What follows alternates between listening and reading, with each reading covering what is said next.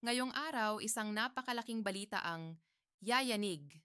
Sa buong bansa, lalo na sa ating mga senior citizens, hindi ito simpleng update, hindi ito pangkaraniwang ayuda, kundi isang historic release na magpapabago sa buhay ng milyong Pilipino edad 60 pataas dahil sa wakas.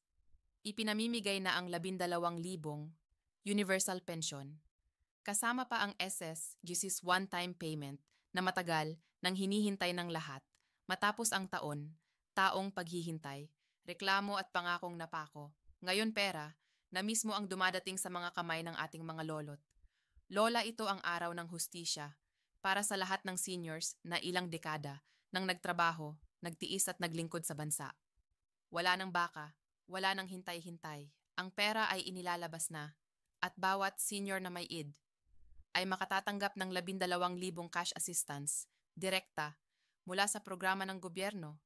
Kaya kung ikaw ay senior citizen o may magulang at kamag-anak na, kabilang dito ito ang video na hindi mo dapat palampasin dahil bawat segundo ay puno ng impormasyong makatutulong sa inyo. Ngayon alamin natin ang buong detalye kung paano ito makukuha, sino ang sakop at gaano katagal bago mo ito matanggap.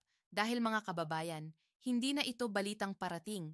Ito ay biyayang dumarating ngayon mismo sa panahong mahirap na ang buhay at tila kada linggo ay may bagong pagtaas ng presyo sa mga bilihin, gasolina at gamot. Napakahalaga ng ganitong balita, lalo na sa ating mga matatanda, na araw-araw ay lumalaban sa hamon ng panahon. Ito ang sagot sa matagal nilang hinaing. Sa video na ito, pag-uusapan natin ng detalyado ang lahat kung paano makukuha ang 12,000 universal pension. Sino ang kwalipikado, saan kukunin, at kailan marerelease ang SSS at GC's one-time payment. Lahat ng sagot na hinahanap ninyo ay narito, kaya siguraduhing panoorin hanggang dulo. Ngayon pag-usapan natin kung saan ito nagsimula. Sa loob ng maraming taon, isa sa mga pinakamalaking problema ng mga senior citizens sa bansa ay ang kakulangan ng maaasahang pensyon. Marami ang umaasa sa kanilang anak o apo. May ilan na patuloy pa ring nagtatrabaho, kahit dapat ay nagpapahinga na. Ngunit ngayong taon, isang malaking pagbabago ang naganap. Ito ang dapat mong malaman ngayon. May malaki at posibleng magulong pagbabagong dumarating sa pensyon ng maraming senior citizens sa 10,500 piso. Ang balitang update, may dagdag para sa ilan at posibleng bawas o reassessment. Para sa iba, huwag magpahuli. Importante ang impormasyong ito dahil bawat piso ng pensyon ay mahalaga sa araw-araw na pamumuhay ng ating mga lolo at lola. Sa video na ito, tatalakayin natin ng malinaw na madaling maintindihan kung sino ang posibleng makinabang, sino ang maaaring maapektuhan, at ano ang eksaktong dapat gawin upang hindi mawalan o mabawasan ang benepisyo. Maraming tanong. Ang umiikot sa komunidad, tunay ba ang 10,500 piso? Sino ang makakatanggap? Bakit may pagbabawas?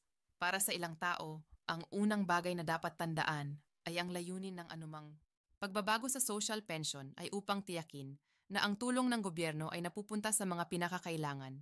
Ibig sabihin mayroong reassessment na isasagawa para alisin ang duplicate beneficiaries o iyong mga nakatatanggap na ng ibang malalaking supply ng pensyon mula sa mga ahensyang tulad ng SS o GCs. Hindi ito simpleng tanggalan, may proseso, may validation, at may pagkakataon para sa apela kung may pagkukulang sa datos para sa maraming senior na hindi tumatanggap ng ibang pensyon at umaasa lamang sa social pension para sa gamot, pagkain, at maliit na gastusin. Ang pagtaas sa 10,500 piso ay malaking paginhawa. Ang halaga na ito, kapag naipamahagi ng tama, ay makakatulong para mabili ang mga pangunahing gamot, makabili ng pagkain, para sa isang buwan o pambayad sa kuryente at tubig. Ngunit mahalaga ring maunawaan na ang implementasyon ay hindi automatiko. Kailangan ng updated na registrasyon at tamang dokumentasyon. Ito ang dahilan kung bakit inuudyok ang bawat senior at ang kanilang pamilya na i-verify ang status sa DSWD o sa barangay kung ikaw ay kasalukuyang tumatanggap ng buwanang pensyon mula sa SSS GGSs o iba pang ahensya, maaaring ikaw ay isa sa mga susuriin. Ang reassessment ay kadalasang ginagawa upang maiwasan ang overlap. Halimbawa, may mga kaso noon na parehong tumatanggap ng SSS, pensyon, at social pension na hindi naaayon sa patakaran. Hindi ibig sabihin nito na automatikong tatanggalin ang karapatan, ngunit posibleng kailangan mong magbigay ng karagdagang dokumento upang patunayan ang kabawasan ng kita o iba pang mga pangangailangan na nag-justify ng social pension. Iyon ang dahilan kung bakit napaka-importante ng accurate at kumpletong papeles. Ano ang mga dokumentong dapat ihanda? Siguraduhing mayroon kang birth certificate o anumang dokumentong nagpapatunay ng edad, valid IDS o government-issued ED, barangay certificate, na nagsasaad ng katayuan ng kabahayan at katotohanan na walang ibang sumusuporta, affidavit of non-receipt of pension, mula sa ibang ahensya, kung kinakailangan at iba pang papeles na maaaring hingin tulad ng medical certificate, kung may kapansanan o malubhang sakit, kung may tumatanggap na sumusuporta sa'yo, maaaring kailanganin ding magpakita ng dokumento na nagpapatunay kung gaano kalaki ang natatanggap na suporta. Ang pagkakaroon ng kumpletong dokumento bago pa man magsimula ang validation ay magpapabilis ng proseso at babawasan ang posibilidad ng pagkakansela. Dahil sa kulang na impormasyon, maraming local government units ang nag-oorganisa ng house-to-house validation at updated registers, kaya huwag magulat kung may sasagupa sa inyo. Ang mga social workers, ito ay normal at bahagi ng proseso, makipagtulungan at ibigay ang tamang impormasyon. Kung may mga kaanak na makakatulong sa pagdadala ng mga dokumento o sa pagpunta sa barangay o DSWD office, humingi ng tulong, hindi kailangang mag-isa sa pagproseso ng mga ito. Para sa maraming senior, mahirap lumakad o pumila, kaya maraming LGU ang naglalaan ng assistant services or nag-organisa ng schedule ng mga payouts at validation sa mas accessible na lugar. Ano naman ang dapat gawin kung naalis ka sa listahan or nabawasan ng pensyon? Una, wag mawalan ng pag-asa. May mga opisyal na proseso para mag-apela o mag-file ng reconsideration. Agad na itanong sa inyong barangay o DSWD field office kung bakit ka naalis at anong ebidensya ang kailangan para maibalik ang benepisyo. Kadalasan, may time window para maghain ng apela at magpakita ng karagdagang papeles o affidavit. Maging maagap at sundin ang mga tagubilin ng opisyal. Isang praktikal na hakbang ay ang pagkopya ng lahat ng dokumento at pagkuha ng resibo o acknowledgement kapag nagsumite ng appeal upang maipatunay sa inyong pagsampa ng kaso. Habang nag-aantay ng final na desisyon, mainam na magplano ng panandaliang budget. Ang pensyon, lalo na kapag nagbago ang halaga, ay kailangang i-budget ng maayos. Pangalagaan muna ang pangangailangan sa gamot at kalusugan, pagkatapos pagkain, at kung may natira ay maaaring ilaan sa munting emergency fund. Huwag mag-atubiling humingi ng payo mula sa pamilya o lokal na social worker. Kung paano mag-budget, maraming LGU ang nagbibigay ng simpleng financial literacy orientation para sa seniors na makakatulong sa tamang paghawak ng pera. May mga tanong din tungkol sa political misuse o corruption. May takot ang ilan na ang mga bagong programa ay maaaring magamit para sa kapakanan ng iilan. Ito ay natural na pag-aalala. Ang sagot dito ay magbantay at alamin kung saan nanggagaling ang impormasyon. Ang opisyal na anunsyo ng anumang change sa social pension ay dapat manggaling sa DSWD, Department of Budget and Management o sa inyong lokal na pamahalaan. Iwasan ang mga chismis at palaging hilingin ang opisyal na dokumento o anunsyo. Kung may anomalya na napapansin, tulad ng hindi klarong listahan o payout na hindi sumusunod sa listahan, itala ang detalye at i-report agad sa DSWD o sa opisina ng inyong kongresista. Para sa mga pamilya ng senior citizens, may malaking responsibilidad rin kayo tulungan ang inyong mga magulang o kamag-anak sa pag-ayos ng mga papeles, pag-alalay sa pagpunta sa barangay o DSWD at pag-aasikaso ng mga appointment. Minsan dahil sa kawalan ng access sa internet, hindi nakikita ng seniors ang mga public announcements. Kaya mahalagang ibahagi sa kanila ang impormasyon.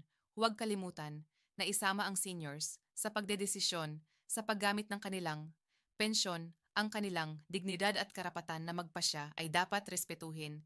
Kung ikaw naman ay isang senior na may kapansanan o may malubhang sakit, maaaring mayroon kang karagdagang konsiderasyon. I-report ito sa DSWD at magpakita ng medical certificate o anumang dokumento na magpapatunay ng kondisyon. Ang mga may espesyal na pangangailangan ay madalas nabibigyan ng priority para sa tulong, lalo na kung walang ibang mapagkukunan ng kita. Gayunpaman laging sundin ang opisyal na proseso. Upang maiwasan ang pagkaantala o pagkaka-exclude sa listahan, marami ring programang pantulong mula sa lokal na pamahalaan na maaaring hindi kasing laki ng national pension, ngunit makakatulong sa pang-araw-araw na gastos. Halimbawa, may mga libreng gamot, subsidized na health services, libreng check-up at community feeding programs. Alamin sa barangay, health center, ang mga available na serbisyo at huwag mag-atubiling, samantalahin ang mga ito habang inaayos ang inyong pension status. Isang mahalagang aspeto ng pagbabagong ito ay transparency. Ang mga opisyal na listahan, schedule ng payout at guidelines ay dapat ipaskil o ipahayag sa mga opisyal na channels tulad ng Facebook page ng DSWD o ng inyong LGU o sa bulletin board ng barangay. Kung may duda, humingi ng kopya ng dokumento mula sa opisina, isabi ang mga numero ng hotline at records ng komunikasyon upang may mapupuntahang patunay kung sakaling magkaroon ng issue. Para mas maging handa ang bawat senior, narito ang simpleng hakbang na pwedeng sundan. Una, kumpirmahin ang inyong kasalukuyang status sa pamamagitan ng barangay or DSWD field office. Pangalawa, ihanda at i-update ang lahat ng kinakailangang dokumento. Pangatlo, makipag-ugnayan sa mga kaanak o social worker para sa anumang assistance sa pagsumit. Pang-apat, sundan ang opisyal na announcements para sa schedule ng validation at payout. At panglima, mag-file agad ng apela kung kayo ay naalis o nabawasan ng hindi makatwiran. Lahat ng ito ay dapat gawin ng maayos at may record para protektahan ang karapatan ng senior. Mahalagang tandaan din na ang bawat kaso ay iba. May mga senior na agad na maaprubahan dahil malinaw ang kanilang katayuan. May ilan naman na kailangan ng masusing pag-verify. Ang pagiging maagap at pagkakaroon ng tamang dokumentasyon ang kadalasang naglalayo sa mga komplikasyon. Kung ang inyong pamilya ay may mga kinukulang papeles, asikasuhin agad ito upang maiwasan ang pagkaantala ng benepisyo. Sa pagtatapos, nais ipaalala na ang pagtaas sa 10 hanggang 500 ay potensyal na malaking tulong para sa maraming senior, pero kasabay nito ang mas istrikto na validation upang matiyak na ang mga tunay na nangangailangan lamang ang makinabang. Kung ikaw ay senior citizen o may alagang senior, huwag mag-atubiling, kumilos ngayon. I-verify ang status, ihanda ang mga dokumento at makipag-ugnayan sa inyong barangay at DSWD. Ang kaalaman at pagiging handa ang pinakamalakas na panangga laban sa pagkawala o pagbabawas ng benepisyo. Maraming salamat at sana ay nabigyan namin kayo ng malinaw at praktikal na gabay. Ibahagi ang impormasyong ito sa inyong kapamilya at kapitbahay na senior citizens upang sila rin ay magkaroon ng pagkakataong maging handa at maprotektahan ang kanilang karapatan. Alamin ninyo ngayon kung kayo ay kwalipikado at kung hindi man, huwag mawala ng pag-asa dahil may paraan at proseso para mag-apela at ipaglaban ang karapatan.